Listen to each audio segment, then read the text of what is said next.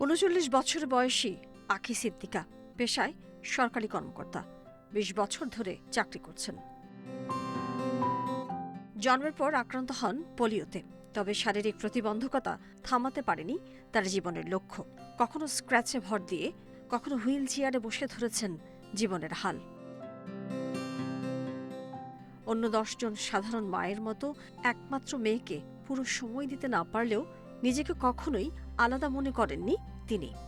কর্মজীবী মায়ের হাতে সময় কম থাকে এবং সে খুব ডিসিপ্লিন হয়, যার কারণে ওই ওয়েস্ট করার সময়টা তার নাই।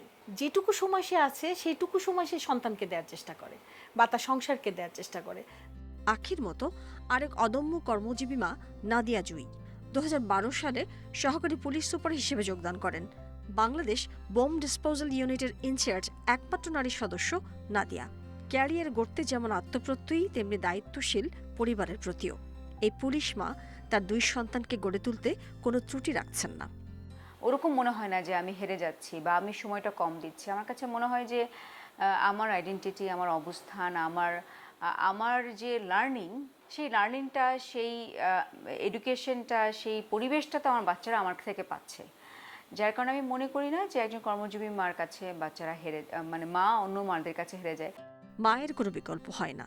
দিন শেষে সন্তানের কাছে মাই সবকিছু। তাই সাধারণ মায়ের মতো সন্তানদের সময় দিতে না পারার হতাশা কাজ করলেও সন্তানকে গড়ে তুলতে তাদের পেশাগত দায়িত্ব বাধা নয় বলে মনে করেন কর্মজীবী মায়েরা।